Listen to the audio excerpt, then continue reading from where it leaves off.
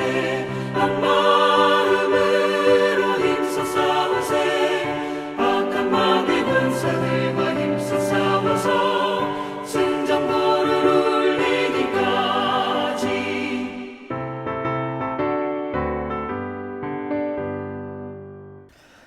6월 27일 새벽 기도에 함께 하시는 모든 분들을 환영하고 축복합니다. 이 시간 함께 기도드리고 말씀의 은혜를 나누겠습니다.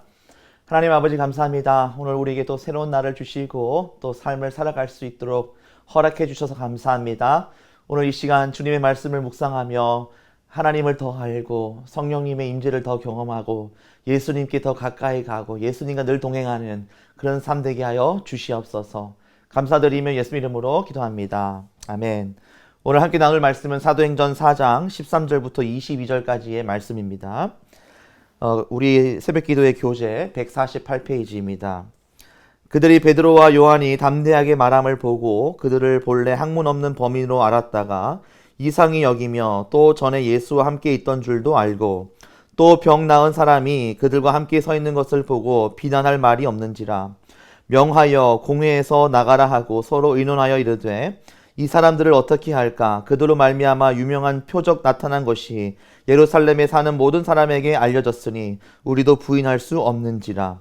이것이 민간에 더 퍼지지 못하게 그들을 위협하여 이후에는 이 이름으로 아무에게도 말하지 말게 하자 하고 그들을 불러 경고하여 도무지 예수의 이름으로 말하지도 말고 가르치지도 말라 하니 베드로와 요한이 대답하여 이르되 하나님 앞에서 너희의 말을 듣는 것이 하나님의 말씀을 듣는 것보다 옳은가 판단하라.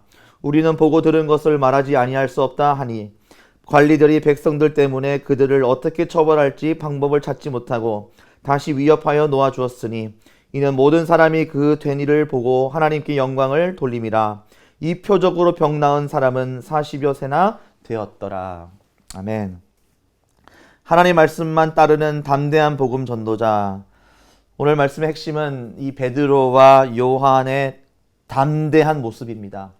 23절에 말씀하고 있죠. 그들이 베드로와 요한의 이 담대하게 말하는 것을 보고 이상히 여겼다. 왜 이렇게 담대할까? 정말 목숨이라도 내놓을 것 같이 베드로와 요한은 담대하게 말하고 있습니다. 왜? 그들에게는 변하지 않는 확고한 믿음과 진리에 대한 확신이 있었기 때문에, 구원의 확신이 있었기 때문에, 그리고 가장 무엇보다도 성령으로 충만했기 때문에 그들에게 타협은 있을 수 없었던 것이죠. 그래서 그들은 담대하게 말할 수 있었던 것입니다.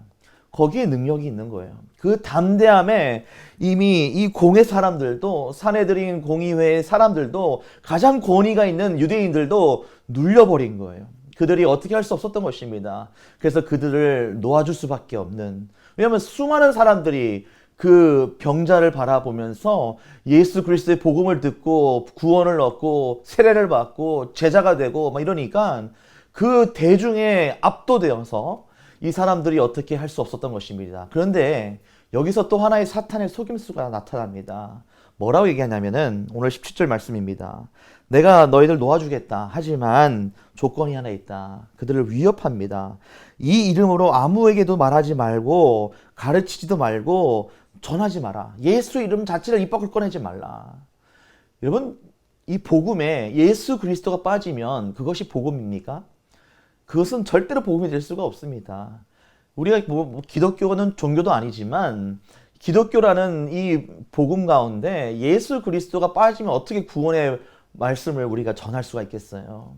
예수라는 그 이름 자체, 예수 그리스도라는 그 이름 자체가 우리가 말하지 않고 가르치지 않고 증거하지 않고 어떻게 우리가 예수 그리스도를 모르는 자, 그런 자들에게 영혼 구원을 우리가 시킬 수 있겠습니까? 이거 말이 안 되는 거예요.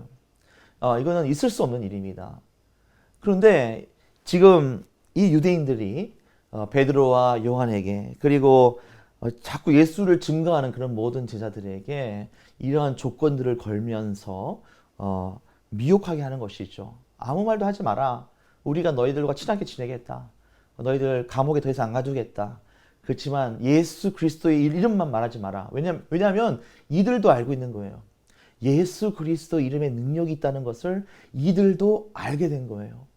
그래서 오늘 본문의 말씀 가장 마지막 22절에 이 표적으로 병 나은 사람은 40여 세나 되었더라 라고 되어 있습니다. 특별히 우리 교재를 보면 22절이 그냥 한 줄로 짧게 따로 되어 있습니다.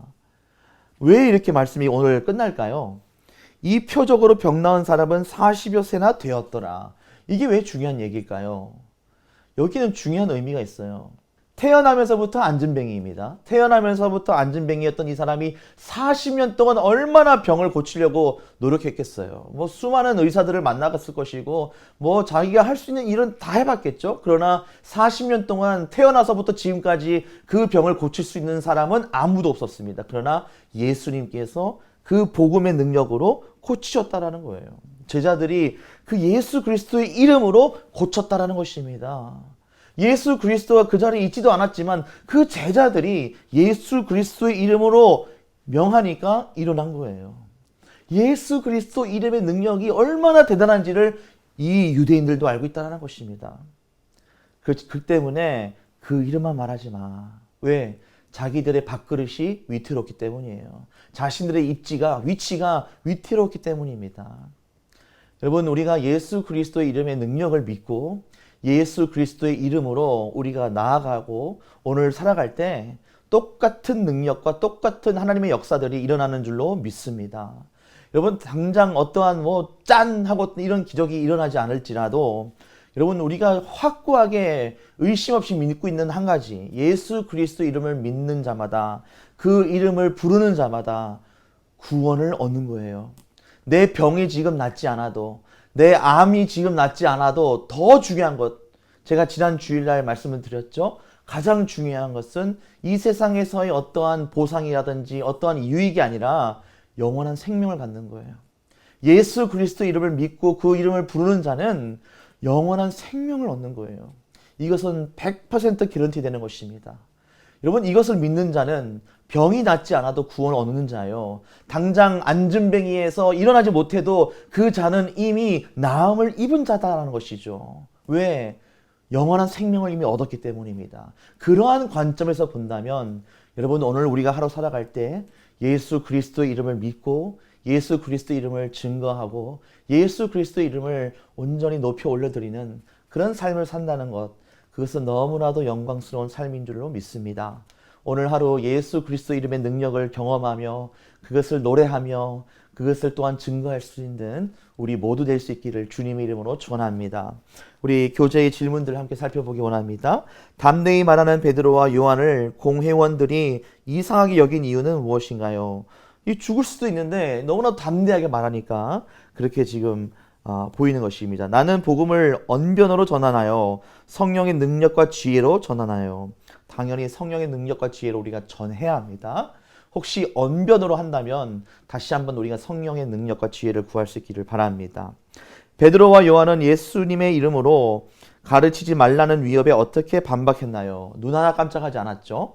있는 그대로 복음을 다시 한번 증거했습니다. 우리는 절대 그렇게 할 수 없다. 나는 복음 전파의 장애물을 어떻게 극복하나요? 때로는 우리가 타협하고 때로는 우회하고 때로는 잠시 돌아서고 이렇게 하는 모습들을 우리가 볼 수 있는데 여러분, 그냥 정면 돌파하시기 바랍니다. 하나님께서 함께 하십니다. 성령님께서 함께 하십니다. 도와주십니다. 그것을 감당하실 때 하나님께 영광 올려드리고 또 하나님의 기쁨으로 살아갈 수 있는 우리 모두 될 수 있기를 바랍니다. 이 시간 함께 기도드릴 때 하나님, 오늘 내가 예수 그리스도의 능력으로 살아가는 하루 되게 해주시고 예수 그리스도의 그 능력을 증거하는 하나님의 증인으로 살아갈 수 있는 복된 하루 되게 해달라고 이 시간에 함께 기도하며 나가겠습니다. 다 같이 기도하시겠습니다.